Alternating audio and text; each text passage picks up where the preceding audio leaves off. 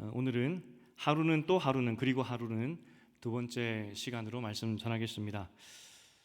우리가 계속 한 가지 이야기를 보고 있는데 이 이야기의 특징을 말씀드렸습니다. 지역색이 많이 드러난다 그랬죠. 그 사람들이 쓰는 지방 방언이라고 할까요? 북이스라엘 사람들의 이야기인데 북이스라엘 사람들이 쓰는 그 단어들, 표현들을 그대로 성경은 쓰고 있습니다.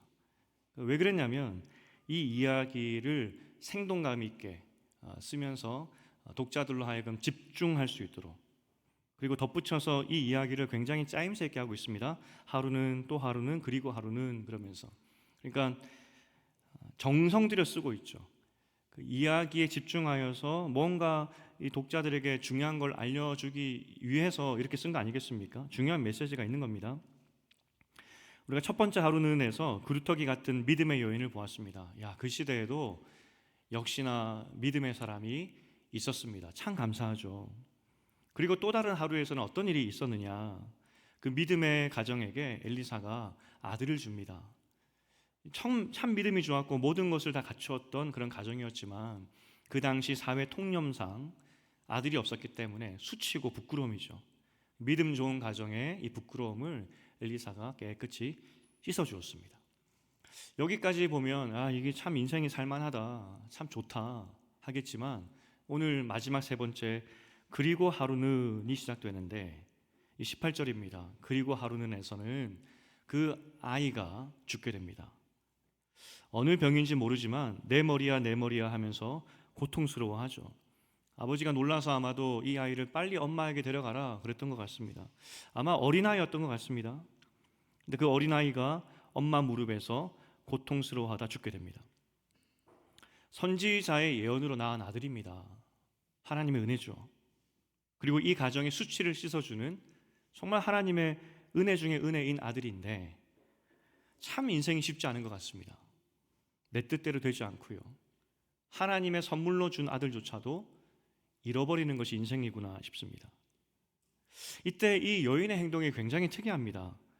아이를 먼저 엘리사가 머물렀던 방에 둡니다. 아무도 들어가지 못하게 하고 남편에게는 엘리사 만나고 오겠다라고 이야기를 하죠. 남편은 아직 아들이 죽은 줄 모릅니다. 여인이 말하지 않았기 때문이죠. 가장에게 이것을 말하지 않았다는 것도 굉장히 이상하고요. 어쨌든 특별한 이유 없이 엘리사를 만나러 간다고 하니까 남편이 궁금하죠. 왜 가냐고. 거리가 한 한나절 정도? 열심히 가면 한나절 정도 갈 수 있는 그런 거리죠. 그런데 어쨌든 절기도 아니고 안식일도 아닌데 한두 시간도 아니고 최소한 한나절 열심히 가야 하는 그 거리를 왜 가냐 묻는 겁니다. 그때 여인이 대답하기를 23절에서 평안을 비나이다 이렇게 이야기합니다. 한글 성경에는 평안을 비나이다 이렇게 길게 번역했는데 원어로 보면은 그냥 샬롬입니다. 샬롬. 지난주에 북이스라엘 사람들의 이 말 스타일에 대해서 말씀드렸죠. 인사말이 굉장히 짧다 이야기했습니다. 그냥 샬롬.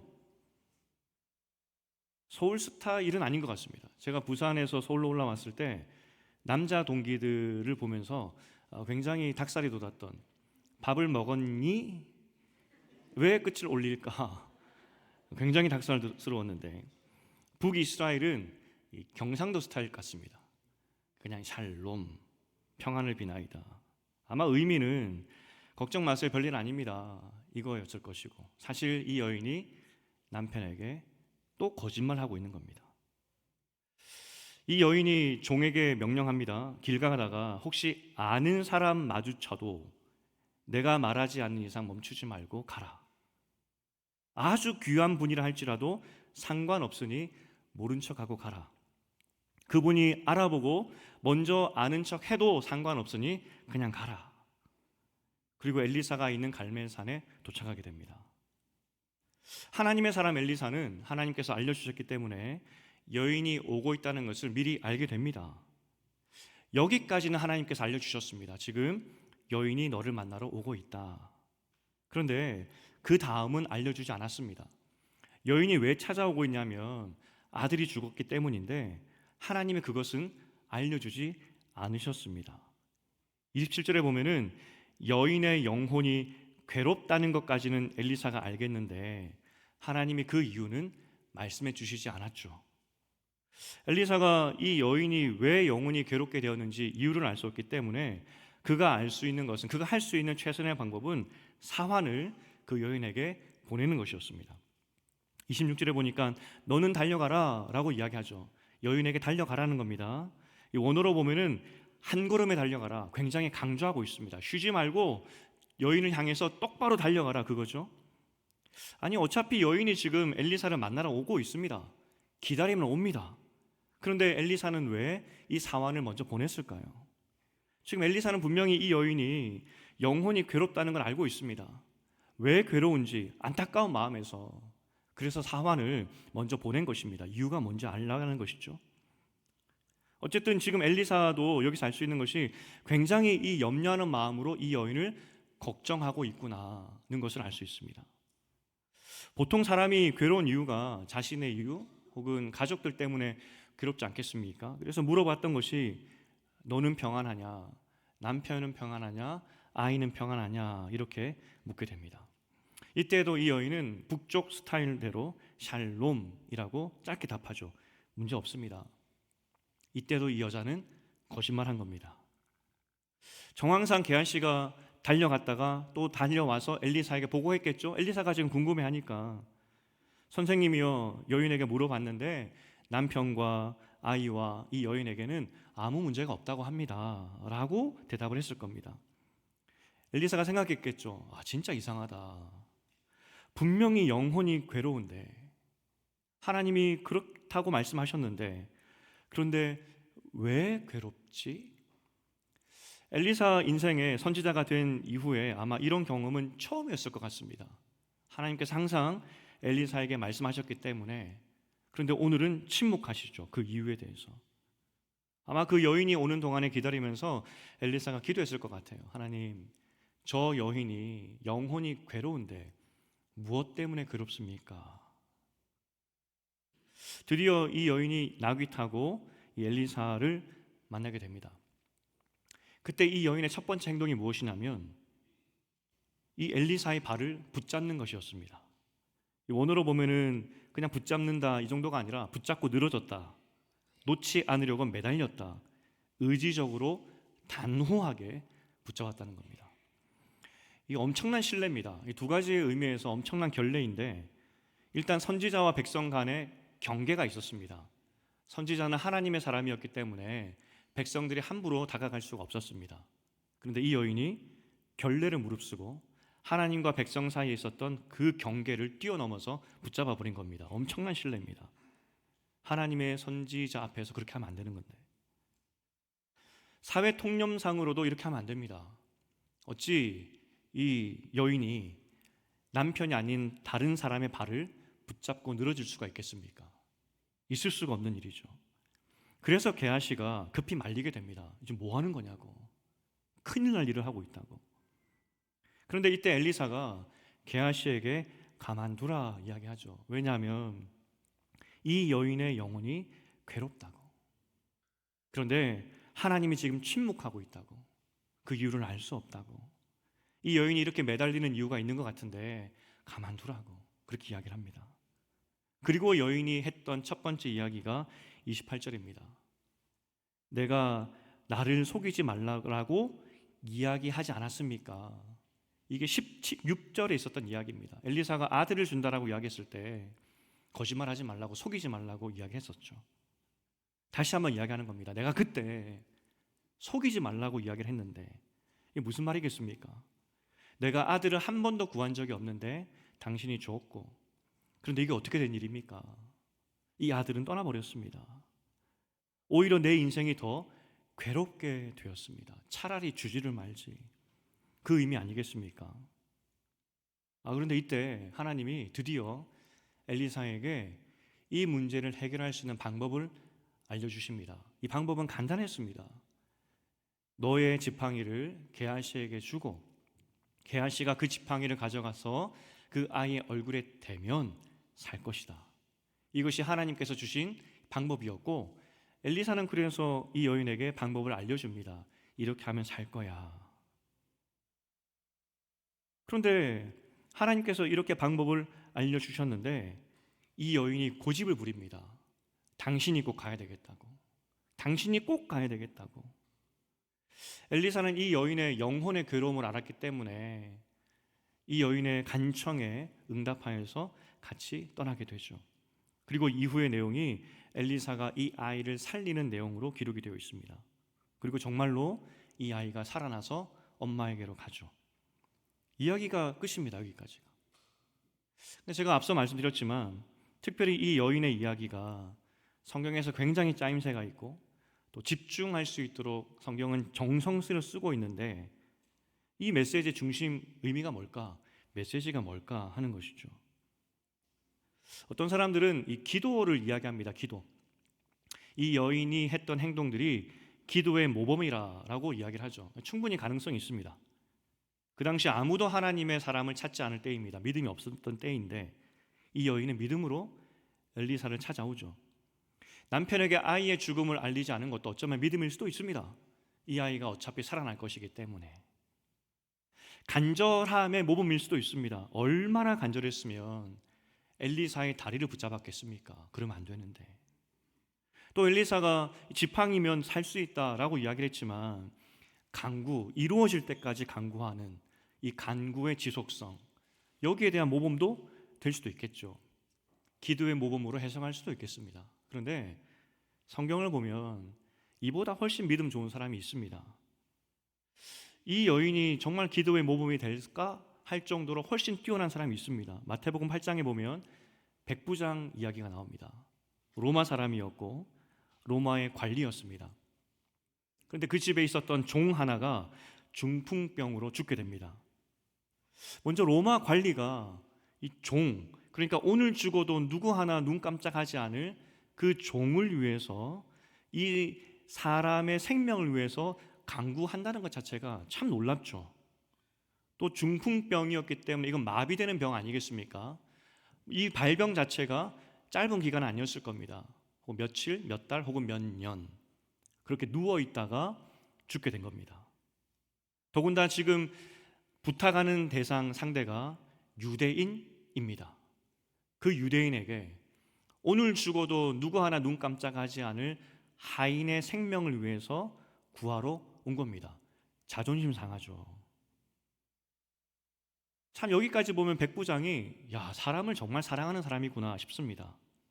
그래서 예수님도 이 마음에 감동하여서 저렇게 사람을 사랑하는구나 싶어서 내가 너희 집에 가겠다라고 말씀하시죠. 그랬더니 이 백부장이 그 다음 뭐라고 이야기하냐면 마태복음 8장 8절입니다. 함께 읽어보겠습니다. 시작. 백부장이 대답하여 이르되 주여 내 집에 들어오심을 나는 감당하지 못하겠사오니 다만 말씀으로만 하옵소서. 그리하면 내 하인이 낫겠사옵나이다. 여러분, 이게 이해가 되십니까? 로마 관리가 자기 하인을 위해서 간청하러 유대인에게 왔고, 근데 그 유대인이 그래 내가 너희 집에 가겠다라고 하는데 그러실 필요 없다고, 말씀만 해달라고, 당신이 우리 집에 오는 것을 나는 감당하지 못하겠다고, 그렇게 믿음으로 고백을 합니다.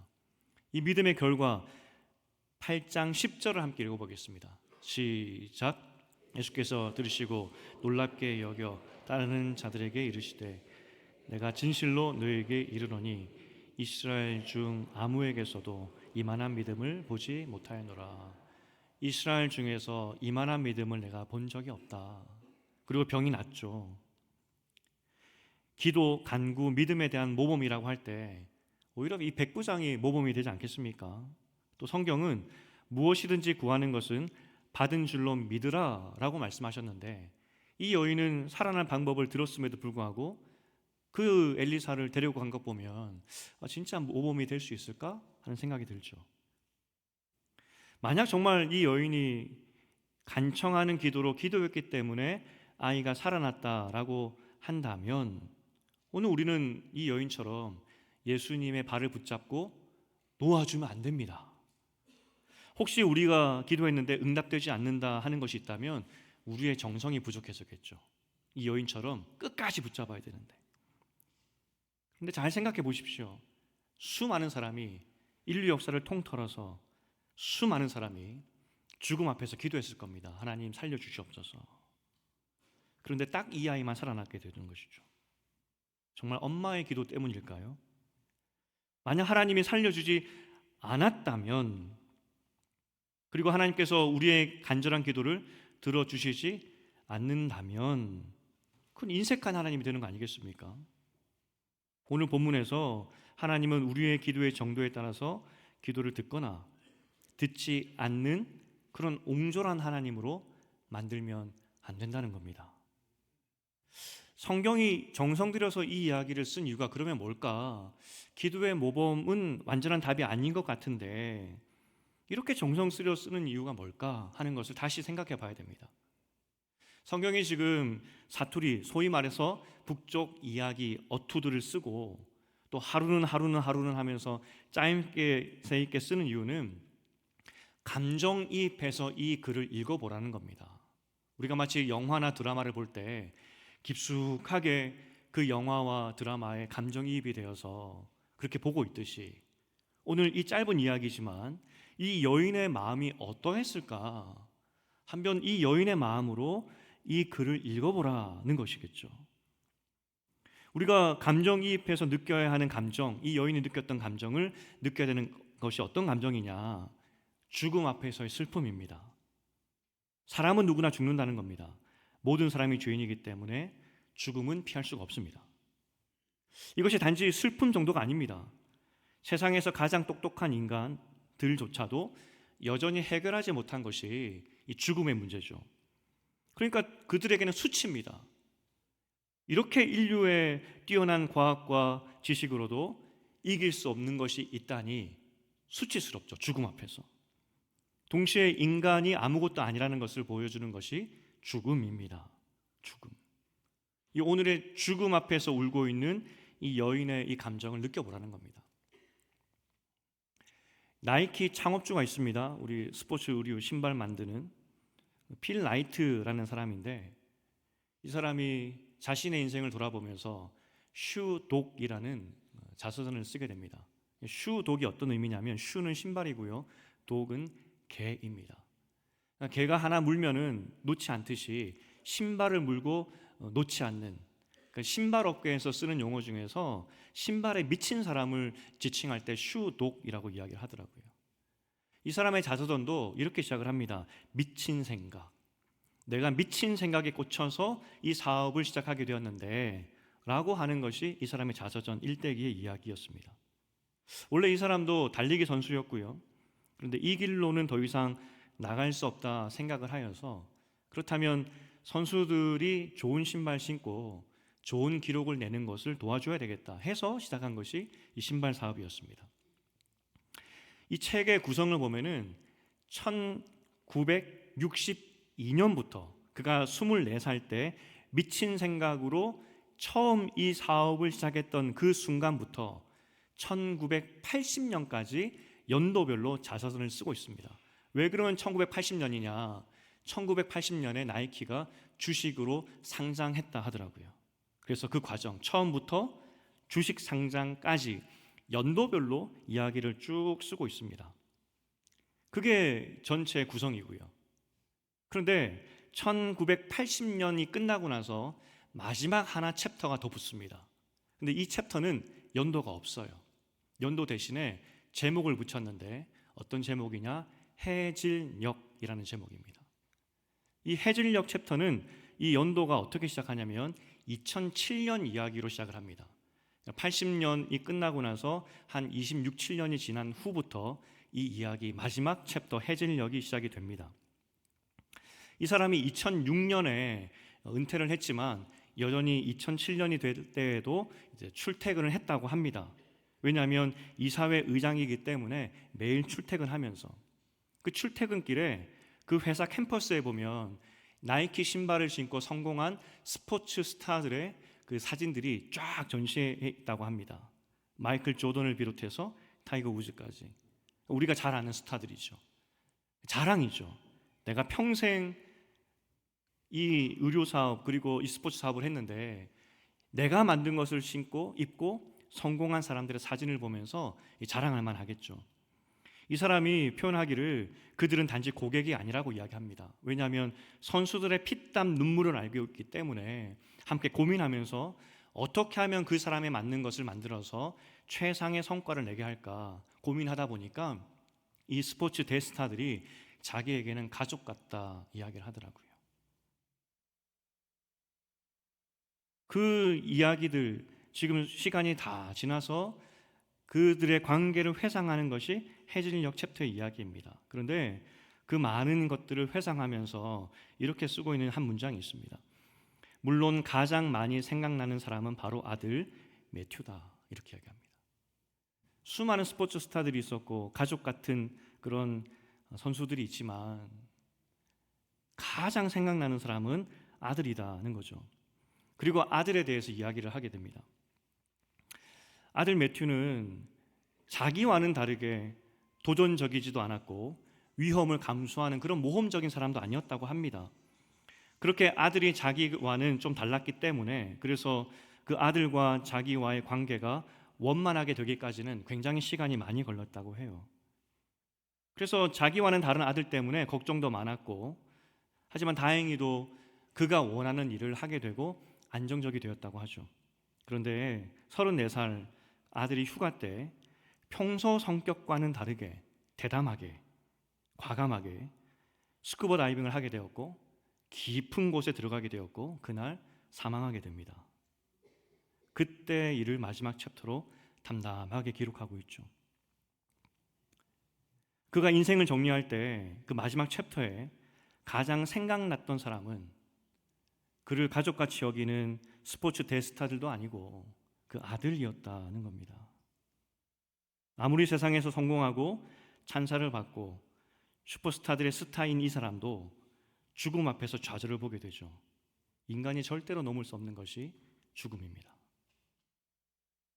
오늘 나이키 창업주의 인생을 보면서 처음 참 대단하다 싶었습니다. 그런데 결국 해질녘이라는 챕터에서 그도 한 사람의 인간이구나. 아들을 잃고 울 수밖에 없는 인생이구나. 삶이 참 허망하고 인생의 영혼이 괴로울 수밖에 없구나 하는 것을 보게 되었죠. 오늘 이 여인의 이야기도 이런 괴로움의 마음으로 봐야 된다는 겁니다. 다시 본문으로 돌아가면 이 여인이 엘리사에게 매달리면 매달릴수록 우리는 어떤 감정을 느껴야 되냐면 야, 불쌍하다.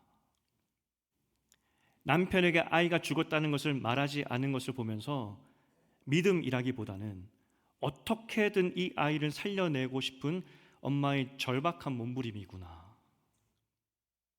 엘리사에게 찾아가는 과정이나 엘리사의 발을 붙잡는 그 모습에서 얼마나 절박했으면 저렇게 했을까.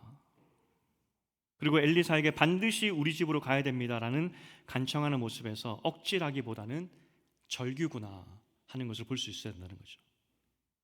이 여인이 엘리사에게 매달리면 매달릴수록 영혼의 괴로움을 우리는 알아야 된다는 겁니다. 그리고 또한 주목할 것이 무엇이냐면 엘리사도 하나님이 알려주기 전까지는 아무것도 몰랐습니다. 천하의 엘리사도 인간이었구나. 죽음 앞에서 그 누구도 힘을 쓸 수가 없구나. 이것이 이 이야기가 들려주는 이야기입니다. 오늘 이 여인의 아들이 살아난 이유는 엘리사의 영성도 아니었습니다. 철저히 수동적이었습니다. 이 아이가 살아난 것은 여인의 간절함도 아니었습니다.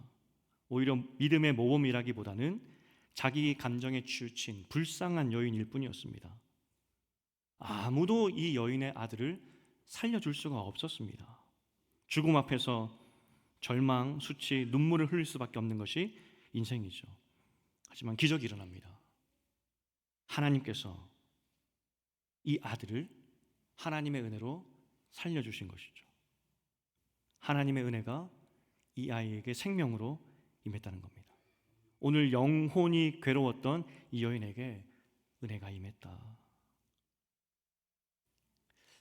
여러분은 영혼의 괴로움이나 또 오늘 여인처럼 답답한 그런 문제들이 있지 않으십니까? 평안한 분도 계실 수 있겠죠. 하지만 인생이기 때문에 지금 평안하다 할지라도 결국 한 번은 죽음을 맞닥뜨리게 되는 것이고 인생이 이러한 것이구나 하는 것을 우리는 볼 수밖에 없다는 겁니다. 인생이 이러합니다. 제가 사역을 하다 보면 이 밸런스를 놓칠 때가 있을 수가 있습니다.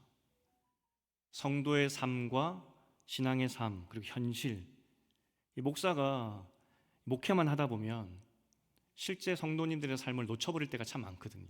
그래서 그때마다 제가 마음에 간직하고 되뇌이는 한 이야기가 있습니다. 제가 존경하는 목사님이 두 분 계십니다. 설교가로서. 한 분은 우리 교단이고요. 한 분은 다른 교단입니다. 다른 교단 목사님의 설교를 직접 들을 수 있는 기회는 잘 없죠. 그런데 이전 교회에서 목사들의 사역자들의 수련회가 있었는데 거기에 매해 참석을 했었습니다. 그때 목사들의 수련회 650명 정도 모였던 해입니다. 그 해가. 근데 정말 감사하게도 2019년인데 제가 너무나 존경하는 그 목사님, 다른 교단 목사님이 강사로 오게 된 겁니다. 정말 기대가 되죠. 제가 평소 성격상 절대로 앞자리 안 앉습니다. 앉아도 저 뒤에 구석에. 그런데 인생의 그 목사님의 설교를 직접 들을 기회가 있을까 싶어서 앞에서 셋째 줄에 앉았습니다. 그리고 듣는 내내 눈물을 훔치면서 말씀을 들었던 기억이 있습니다. 설교가 그렇듯이 내용은 기억이 나지 않고요. 그때 예화가 하나가 기억이 납니다. 그리고 지금도 사역을 할 때 제 마음속에 계속 기억하는 예화입니다. 이 목사님이 어느 수요 설교를 마치고 예배가 끝나고 뒤에서 인사를 하고 있는데 한 순장님이 지나가시더라는 겁니다. 순장님. 그때 순간 그 순장님에 속한 세 가족의 생각이 나더라는 거죠. 그래서 목사고 또 순장님이니까 순장님 그 세 가족 어떻게 지내시나요? 라고 질문을 했다고 합니다. 아주 평범하죠? 그런데 그때 이 순장님이 뭐라고 답하셨냐면 쏘아붙이면서 우리도 좀 삽시다. 목사님 너무 당황스러워서 아니 무슨 말씀이세요? 라고 이야기했더니 그 집사님께서 수요 예배 오려고 저녁도 안 먹고 피곤한 몸으로 왔는데 물어보는 것이 새 가족이냐고. 이것이 집사님의 답이었다고 합니다. 사람들 다 있는데. 너무나 당황스러워서 그 집사님을 따로 불러서 목양실에서 만났다고 합니다. 목사님이 위로의 말로 새 가족이 너무나 걱정이 되어서 갑자기 묻게 되었다고 그렇게 상황을 설명했던 거죠. 그런데 그 순장님께서 하신 말씀이 내가 목사님의 성공을 위해서 이렇게까지 해야 합니까? 라고 답을 했다는 겁니다. 그때 목사님께서 너무 화가 났다고 해요. 속으로 이거 하나님을 위한 일이고 새 가족을 도와야 하는 것이 순장 일 아닌가? 아니 순장이 이 정도밖에 생각을 못하고 있다니 자괴감이 들었다고 합니다. 그런데 솔직히 이어서 이 목사님의 솔직한 이 마음의 생각이 났던 것이 이 상황에서 당황하면서 순간 화도 났던 이유가 무엇이냐면 자신의 속마음이 들켜버렸기 때문입니다 라고 말씀하셨습니다. 하나님의 일이라고 하지만 결국 목사도 스스로의 욕심을 가지고 있었고 그것을 들켜버렸기 때문에 너무 부끄러워서 당황해서 그래서 화가 났다. 먼저 오해하지 말 것은 여러분 저는 목회에 지금 욕심은 없습니다. 지금 뭐 이런 거 생각할 겨를이 없고요. 뒷이야기는 제 이야기가 아닙니다. 저는 앞에 이야기. 그 집사님의 외침. 우리도 좀 삽시다. 수요 예배 오려고 저녁도 안 먹고 피곤한 몸으로 왔는데 물어보는 것이 새 가족이냐고. 우리도 좀 삽시다. 제가 사역할 때 항상 스스로 질문하는 것이 이것이 오늘 이렇게 영혼의 괴로움을 안고 살아가는 성도들이 계신데 이분들이 그 영혼의 외침 우리도 좀 삽시다. 그럼에도 불구하고 주의 전에 와서 예배 드리는 이런 분들이 오늘도 와 계신데 혹시 짐을 드리고 부담을 주고 있지는 않은지, 혹시 허공에 외치는 그런 아무런 의미 없는 그런 설교를 하고 있지 않는지 저를 돌아보게 하는 귀중한 예화입니다. 어쩌면 우리도 이 집사님의 이야기처럼 또 이 여인처럼 영혼의 괴로움으로 우리도 좀 삽시다 할 수도 있습니다. 그런데 오늘 이렇게 우리도 좀 삽시다, 영혼의 괴로움으로 살아가고 있는 이 여인에게 하나님이 한 가지 주신 것이 있습니다.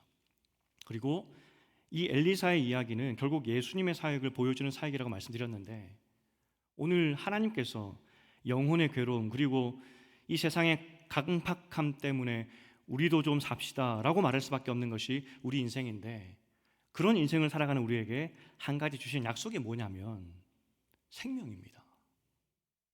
이 땅에서 끝나는 인생이 아니라 아무 공로 없지만 영원한 생명으로 너희에게 주었다는 것이 오늘 여인을 통한 이야기이고 예수님의 사역의 이야기이고, 이것이 오늘 엘리사를 통해서 말씀해 주기 원하시는 하나님의 메시지라는 겁니다. 생명.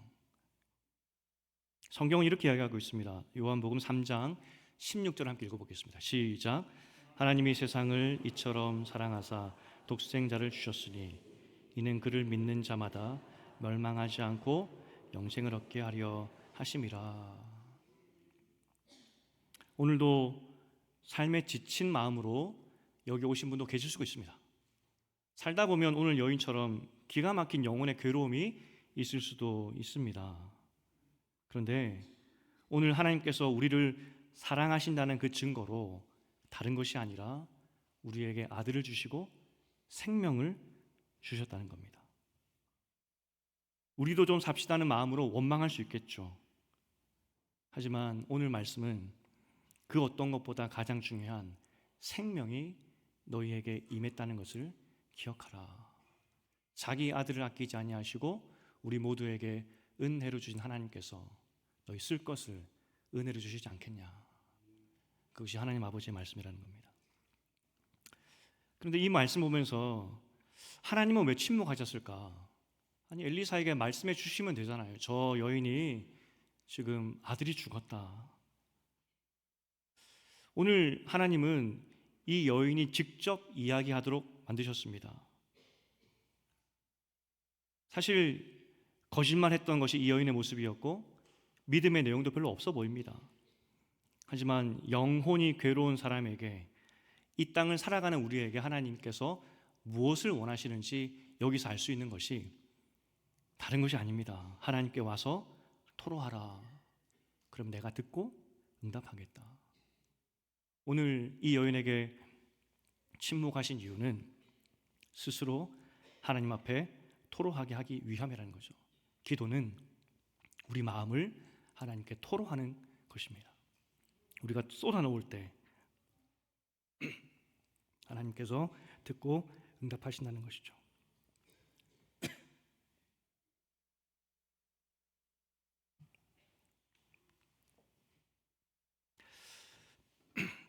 이제 말씀 읽겠습니다. 아무리 믿음으로 살아도 이 세상은 악하고 깨어진 세상입니다.